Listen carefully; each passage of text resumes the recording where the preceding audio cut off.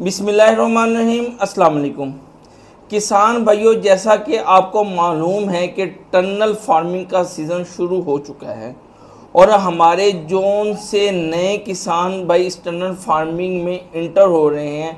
उनका सबसे अहम सवाल होता है कि जी ब्लैक शॉपर यानी कि मल्चिंग का इस सारे टेंड्योर में क्या फ़ायदा है। आज हम मल्चिंग की एक तफसीलन वीडियो आपके साथ शेयर करेंगे कि हमें मल्चिंग क्यों डालनी चाहिए, उसका हमारे टनल फार्मिंग पे सब्जियों पे क्या असरात होंगे।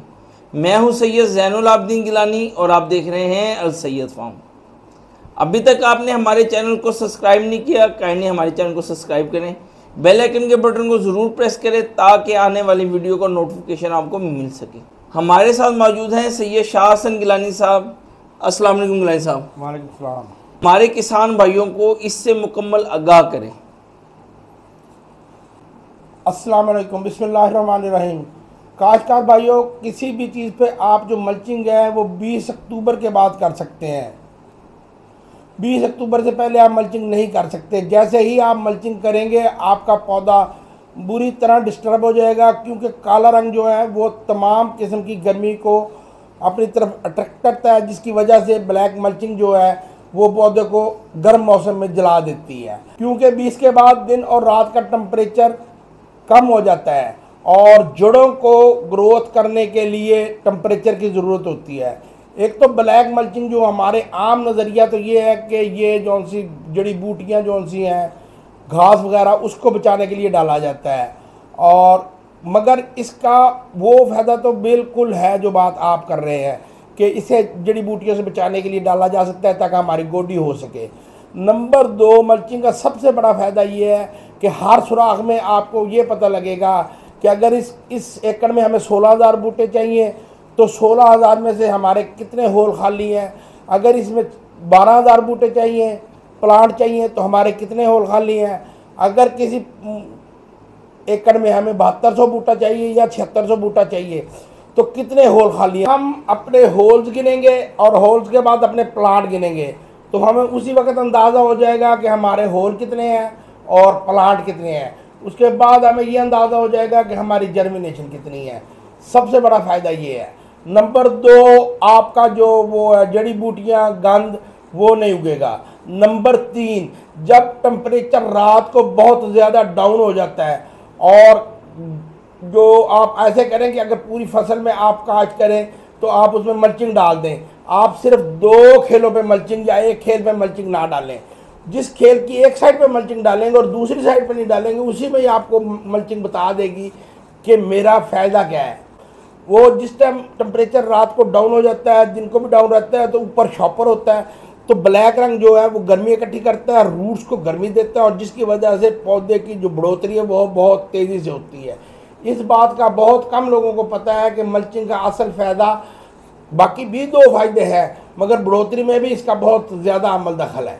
अच्छा गिलानी साहब, ये तो आपने हमें मेजर फ़ायदे बता दिए कि हमें मल्चिंग के ये मेजर फ़ायदे हैं। एक फ़ायदा, क्या ये नमी को भी बरकरार रखती है पौधे की? जब हम किसान भाइयों वाइट शॉपर ऊपर डाल देते हैं ना पानी लगा के, तो वो क्या होता है कि उसका जो पानी है ना वो रिसाइकल होता है। हम अभी बुखारात बन के ऊपर उठता है, ऊपर वो शॉपर के साथ लग जाता है, रात को फिर नीचे गिर जाता है, फिर ऊपर लगता है, फिर नीचे गिर जाता है। एक तो जब हम शॉपर और मल्चिंग डालते हैं तो महीना 2 माह तो तकरीबन पानी लगता ही नहीं।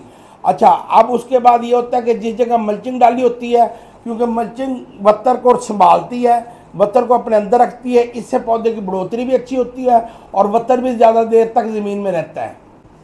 अच्छा गिलानी साहब, ये तो हो गए मल्चिंग के बुनियादी फ़वाइद।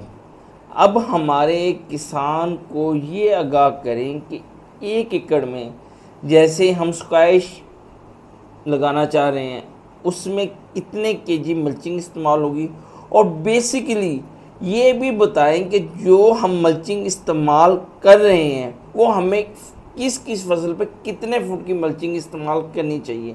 जैसे स्क्वैश है उस पर हम कितने केजी लगाएं और कितने फुट की मल्चिंग इस्तेमाल करें। ये मुख्तलिफ़ फसलों पर मुख्तलिफ़ किस्म की मल्चिंग इस्तेमाल होती है। सबसे पहले आती है 2 फुट की मल्चिंग। ये आम हमारी फसल जो है स्क्वाश, टिंडी, कद्दू, करेला वगैरह पे इस्तेमाल होती है। एक मल्चिंग आती है, ये मल्चिंग जब भी आप लेंगे आपको ये बताना पड़ेगा single side blade, double side blade. जो सिंगल साइड ब्लेड होगी वो डबल हो जाएगी खुल के, अगर 2 फुट की हुई तो 4 फुट की हो जाएगी, अगर डबल साइड ब्लेड हुआ तो वो 2 फुट की रह जाएगी।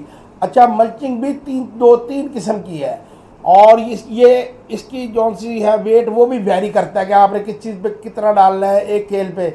अगर आप एक खेल पर 2 फुट की मल्चिंग डालेंगे तो वो तकरीबन आपकी 600 ग्राम मल्चिंग डलेगी। जितने खेले हों उनसे आप 30 उन खेलों को 600 ग्राम से ज़रब दे लें, 600 उन जितने किलो बने उन्हें 1000 पे तकसीम कर लें, आपके किलो निकल आएंगे। अब जो सी सिंगल साइड ब्लेड है, अब सिंगल साइड ब्लेड ऐसे होता है कि जिस जगह शिमला लगाई होती है तो उसका पूरे पोठे को कवर करना होता है। ऐसे पोठे पे आ गई, ऐसे नीचे चलेगी सिंगल साइड ब्लेड, यहाँ होल हो गए, इधर होल हो गए, दोनों साइडों पे शिमला भी लग गई। खीरे में भी ऐसे ही होता है, जो बीच वाली लाइंस होती हैं उनमें सिंगल साइड ब्लेड मल्चिंग लगती है, और जो साइडें होती हैं उन पे डबल साइड ब्लेड मल्चिंग लगती है। अब अगर आपने 2.5 किलो मल्चिंग लगानी है तो वो आपकी मर्ज़ी, 3 फुट वाली लगानी है तो वो आपकी मर्ज़ी। जैसे जैसे हम इसे आगे लेते जाएंगे वैसे वैसे पहले अंदाज़ा लगाएंगे 16 किलो मल्चिंग लगेगी, उसके बाद 20 किलो लगेगी, उसके बाद 22 किलो, मुख्तलिफ टर्नल में मुख्तलिफ मल्चिंग लगती है। और ये मल्चिंग आप कोशिश करें कि 0.2 की लें, और जो इसका वो गेज हो वो वेरी ना करें, मतलब गेज आगे पीछे ना हो कहीं से मोटा, क्योंकि बहुत बारीक होती है। अगर इसकी जितनी गेज बारीक होगी उतनी हमारी फसल पर कम मल्चिंग लगेगी, उतना हमारा खर्चा कम आएगा। किसान भाइयों, उम्मीद है कि आपको हमारी आज की ये मल्चिंग की वीडियो पसंद आई होगी। अगर आपको मल्चिंग के मुतल्लिक कोई भी प्रोडक्ट चाहिए या आपको वाइट शॉपर टनल फार्मिंग के लिए चाहिए और उसके मुतल्लिक कोई भी प्रोडक्ट सीड्स वगैरह चाहिए तो आप हमसे रब्ता कर सकते हैं। तब तक के लिए हमें इजाज़त दें। अल्लाह हाफिज़।